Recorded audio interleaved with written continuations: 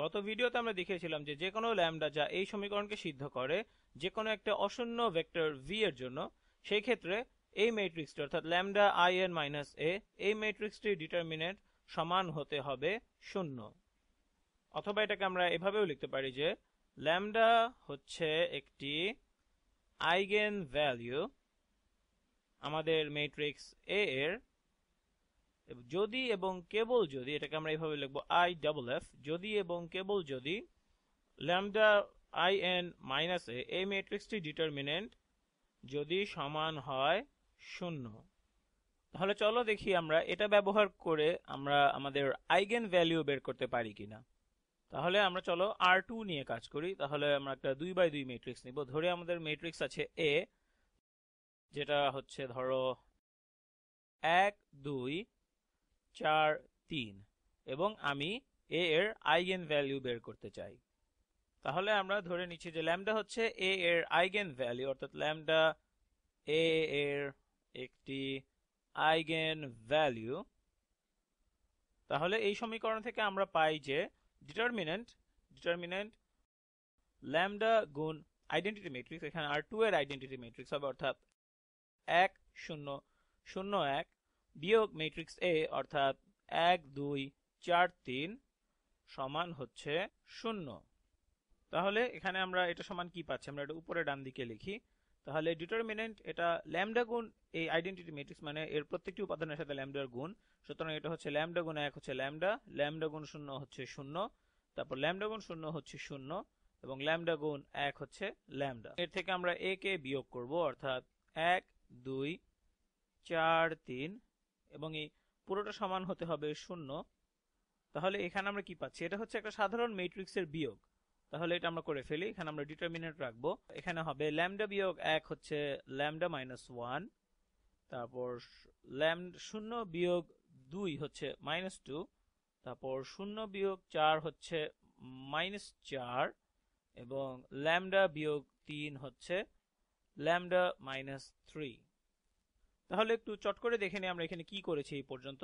আমরা এখানে সবগুলো উপাদানই এখানে আমাদের ঋণাত্মক, তবে যেটা দেখার বিষয় সেটা হচ্ছে আমাদের ডায়াগোনাল বরাবর আমাদের সামনে একটা ল্যামডা আছে, যেটা আমরা এই সমীকরণ থেকে দেখে বলতে পারি যে এটাই এখানে হওয়ার কথা ছিল।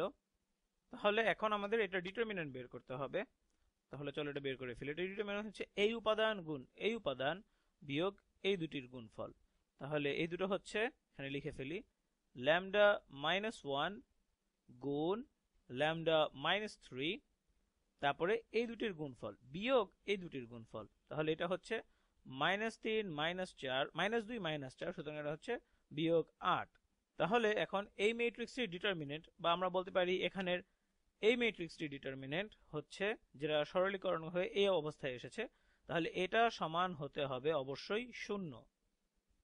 এখন এটা সমান কেন 0 হতে হবে, কারণ আমরা আগের ভিডিওতে দেখেছি যে এটার একটা নন ট্রিভিয়াল নাল স্পেস আছে, এবং অর্থাৎ এটা ইনভার্টেবল না, এবং যেহেতু এটা ইনভার্টেবল না, সুতরাং এটার ডিটারমিনেন্ট হচ্ছে 0। তাহলে এখন আমরা এখানে একটা খুব সহজ বহুপদী সমীকরণ পেয়ে গেছি। তাহলে চলো এটা করে ফেলি। এখানে আমরা পাচ্ছি lambda squared minus 3 lambda minus lambda plus 3, তারপর মাইনাস 8 সমান 0।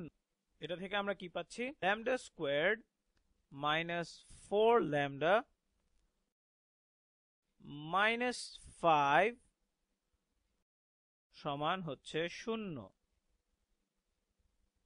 এবং তোমাদের একটা নতুন বিষয় বা নতুন শব্দ সাথে পরিচিতি করিয়ে দিচ্ছি। এখানে যে জিনিসটা আছে এটাকে আমরা বলি বৈশিষ্ট্যগত বহুপদী, অর্থাৎ ক্যারেক্টারিস্টিক পলিনোমিয়াল।